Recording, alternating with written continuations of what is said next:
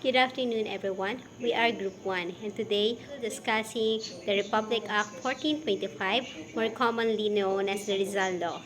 We are look forward for guiding you to the significant history and the impact of the important legislation. My name is Jasper Talosig and I will tackle about what is Rizal Law or RA 1425 and it's important to study Rizal Law.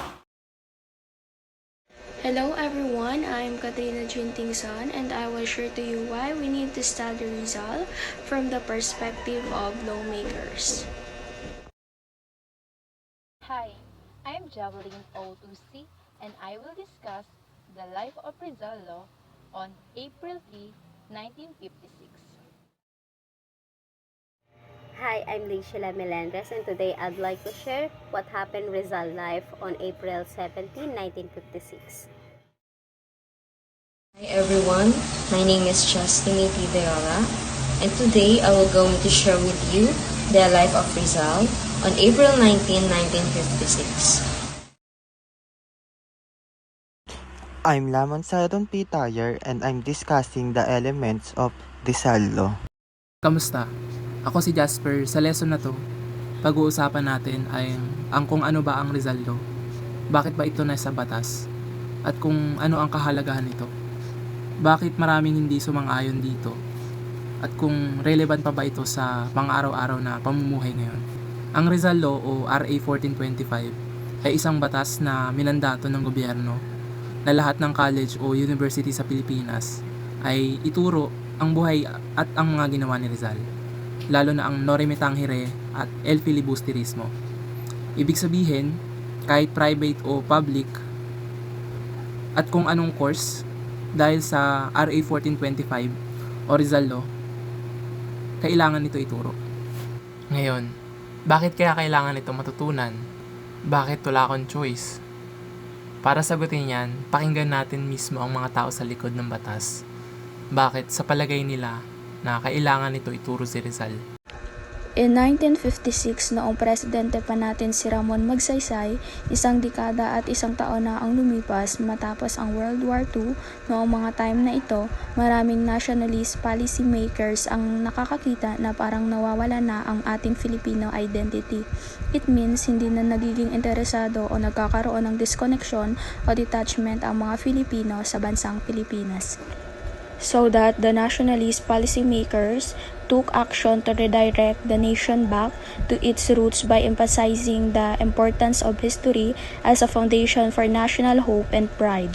Isa sa mga naisip nila para palakasin ang national hope and pride ng mga Filipino ay sa pamamagitan ng edukasyon, dahil naniniwala sila na kapag mapapangalagaan natin ang edukasyon ng mga kabataan at matuturuan natin sila tungkol sa kanilang kasaysayan, maging matalino at malakas silang mga Pilipino at nagkakaroon sila ng strong sense of national identity upang maging malakas at nagkakaisa na Pilipinas.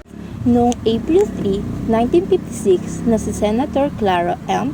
Recto ay nag-submit ng isang bill sa Senate Committee of Education. Ito ang Senate Bill number 48 o an act to make a Noli Me Tangere and El Filibusterismo compulsory reading matter in all public and private colleges and university and for other purposes.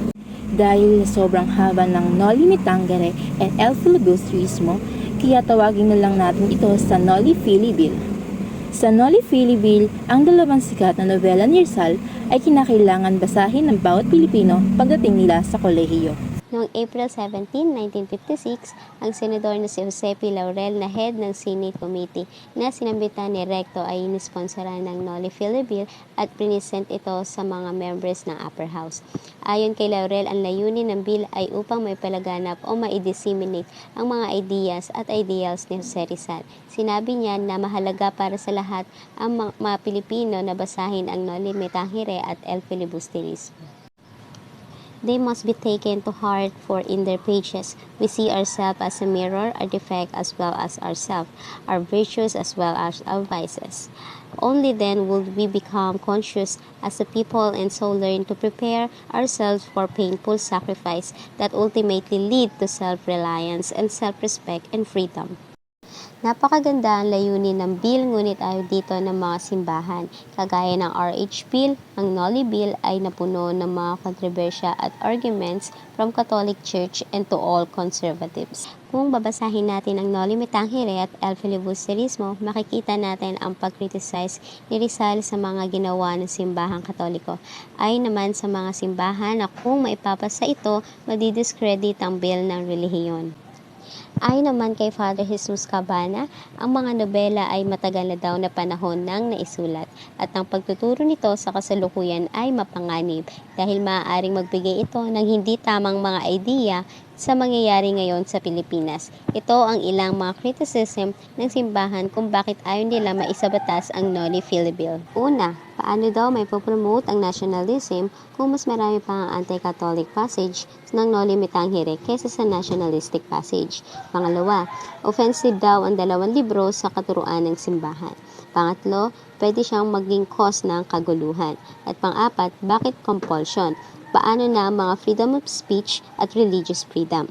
At panglima, masama ang mga praile noon pero hindi lang mga praile ang pino-point out ni Rizal, kung hindi ang buong institusyon ng Catholic faith. Kaya sobra ang debate noon. May mga Catholic groups na nag-organize para i-oppose ang bill. Sinabihan si Recto na isa daw siyang komunista. It even comes to the point na isasara daw ang Catholic school kung maipapasa ang Noli Fili Bill. On April 19, 1956, ang House Bill No. 5561 sa House of Representatives ay pinamunuan nito ng dating congressman na si Jacobo C. Gonzales. Halos similar lang siya ng Noli Fili Bill at ganun din yung kinalabasan. Criticize dahil hindi daw constitutional at inopose ang simbahan. The enactment of Rizal Law. So anong nangyari if ayaw ng simbahan? Bakit pilit na tinuturo ngayon si Rizal? Because nagkaroon ng kasunduan. Nag-propose si Senator Laurel ng substitute bills.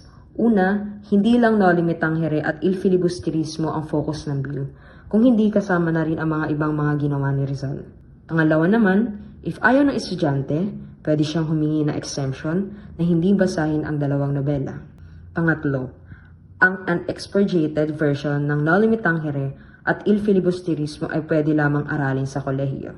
Kapag sinabing unexpurgated, ito yung original version ng teksto, hindi inedit, hindi censored, hindi tinanggalan, o hindi binago yung original meaning. Kapag sinabi namang expurgated, ito ay censored na. Ibig sabihin na wala na yung totoong intention or na-lost na sa translation. Ayon kay Senator Laurel, kung hindi babasahin ng original at unedited at uncensored na Noli Me Tangere at El Filibusterismo, mawawala ang purpose ng batas. Noong May 12, 1956 at May 14, 1956, kahit grabe pa rin ang oposisyon ng simbahan at tumitiligsa ng batas ang Senate Bill No. 438 at House Bill No. 5561, ay parehas na approve sa second reading at sa lower house. Noong June 12, 1956, saktong Flag Day, ito naman ang pinirmahan ni President Ramon Magsaysay, ang batas na tinatawag na natin yung Republic Act 1425 or mas kilala bilang Rizal Law. So mahaba nitong pangalan, Act to include in the curricula of all public and private schools, college, and universities courses on the life, works, and writings of Jose Rizal, particularly his novels Noli Me Tangere and El Filibusterismo, authorizing the printing and distribution thereof and for other purposes. Discussing the elements of Rizal Law. First is the rationale for passing the Rizal Law is that there is a concern that the Filipino identity is waning. By reading and studying Rizal's life, teachings, and writings, the youth will gain confidence, direction, courage, and determination to contribute to the progress of our nation. The first section of the law concerns the mandating the students to read Rizal's novels. The second section of the law required the schools to have a sufficient number of copies of an expurgate edition of the novels in their libraries. The third section of the law aims to make Rizal's writing more readily available to the general public by promoting their printing at an affordable cost or in some cases providing them for free.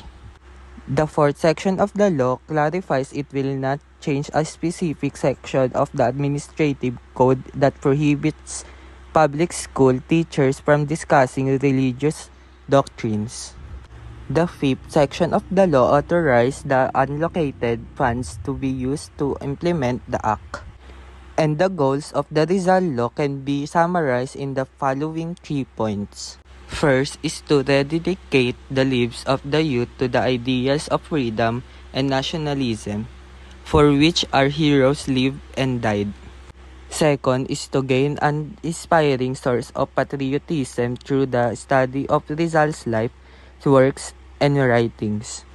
And the last one is to pay tribute to our national hero for devoting his life and works in shaping the Filipino character.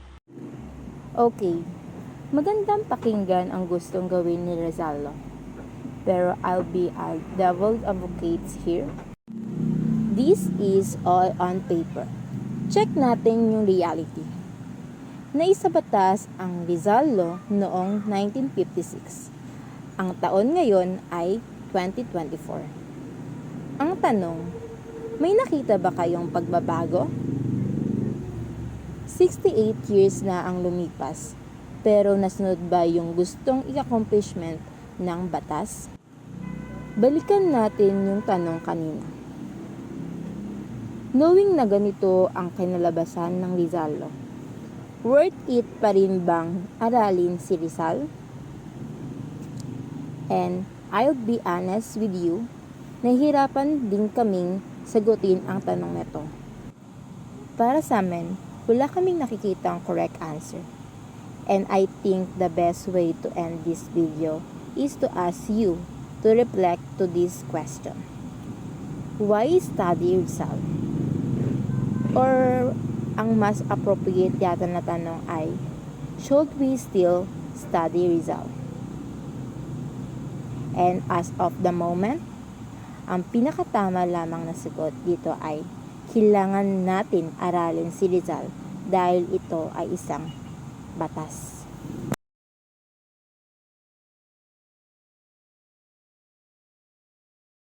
Once again, this is a Group 1 presentation. Thank you everyone for the listening.